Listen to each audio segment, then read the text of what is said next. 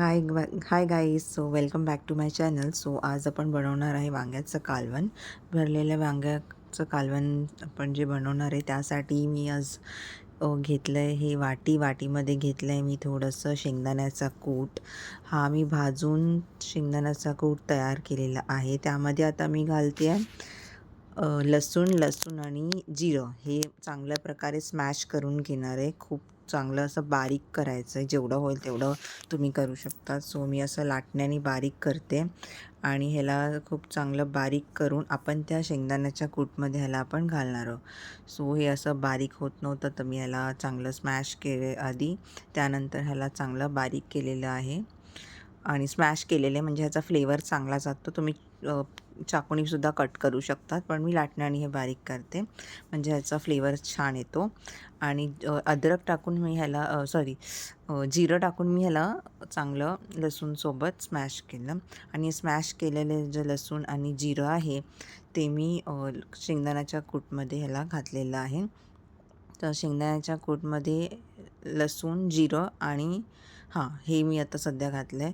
तर त्यानंतर आपण घालणार आहे यामध्ये मसाल्यामध्ये सर्वात पहिले मी हे घेतलं आहे घरगुती आपला जो मसाला असतो लाल मसाला तो. त्यानंतर थोडीशी हळद आणि नंतर मालवणी मसाला किंवा लाल मसाला जो तुमच्याकडे असेल तो घरचा यूज करण्याचा डेलीचा.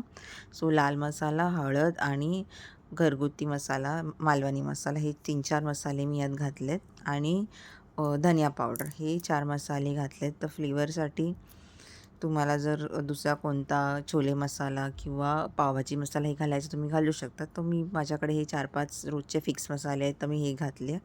तर हे मसाले घालून ह्याला त्यानंतर मी आता मीठ घातलं आहे. सो तुमच्या चवीनुसार तुम्ही मीठ घालू शकता. तर मीठ घालून ह्याला मी चांगलं पहिले तर मिक्स करणार आहे. मिक्स करून यामध्ये मी खूप सारी अशी कोथिंबीर घालणार आहे.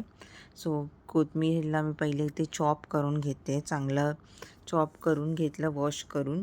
त्यानंतर मी ह्याला कोथिंबीरला आपल्या जे आता मसाले आणि शेंगदाण्याचा कूट रेडी केला होता त्यामध्ये आपण हे घालायचं आहे.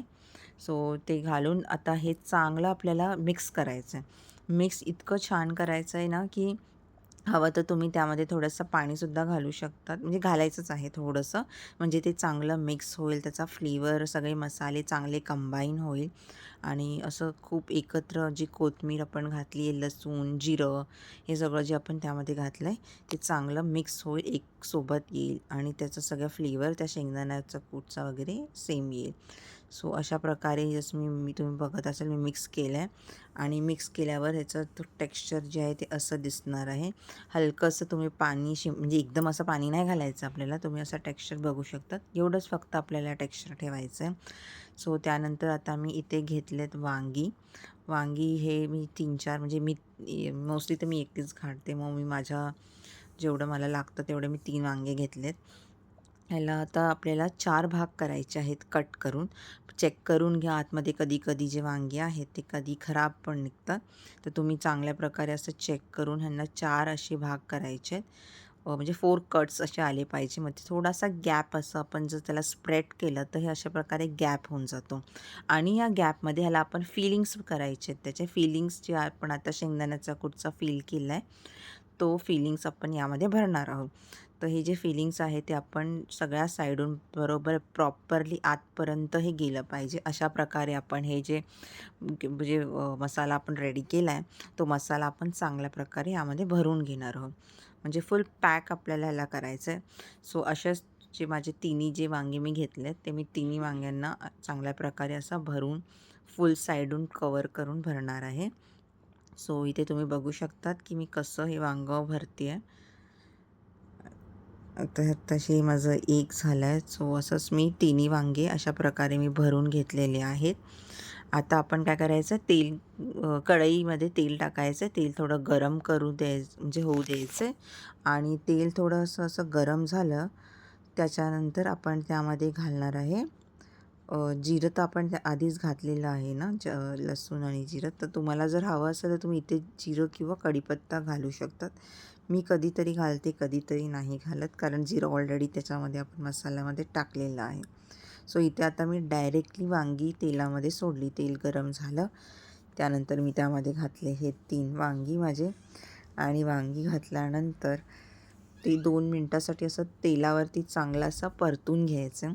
तेलामध्ये परतून घेतल्यानंतर त्याचा जो फ्लेवर आहे त्याच्यामध्ये जे उतरतो म्हणजे आणि थोडेसे वांगी असे थोडे सॉफ्ट व्हायला लागतात. त्यानंतर जे मसाला बनवलेला आहे त्यामध्ये आपण घालणारे पाणी, आता हे काय आपण वेस्ट नाही करायचं. तर ह्याच्यामध्ये जो आपण कालवण रेडी करणार आहे राईट, तर कालवणसाठी यामध्ये आपण पाणी घालायचं आणि हा जो मसाला आहे हा आपण त्या वांग्याच्या कालवणमध्ये घालणार आहोत. तर अशा प्रकारे मी याच्यामध्ये घातलं आहे पाणी.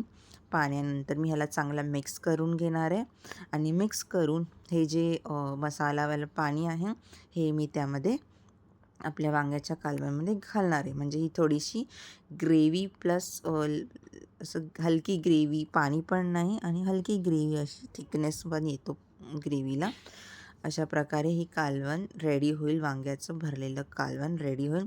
आणि कोथिंबीरचा पण फ्लेवर, कोथिंबीर भरपूर घालायची म्हणजे त्याचा फ्लेवर खूप छान येतो भाजीमध्ये. आणि ह्याला आपण 15 ते 20 मिनिट्स म्हणजे 15 ते 20 मिनटं आपण ह्याला वांगं शिजेपर्यंत ह्याला चांगला शिजू देणार आहे. सो अशा प्रकारे हे मी शिजवते आता ह्याला 15-20 मिनटं. मध्ये मध्ये तुम्ही हलवत राहायचं. आता मी मध्ये खोललं होतं तुम्हाला दाखवण्यासाठी, तर एकदम गरम गरम होतं, तर वाफ येत होती. तर ह्याला मला हे वांग्याचं कालवण जे ते भाताबरोबर खायला खूप आवडतं. सो मी साईडला लावलेला भात आणि हे अशा प्रकारे रेडी झालं.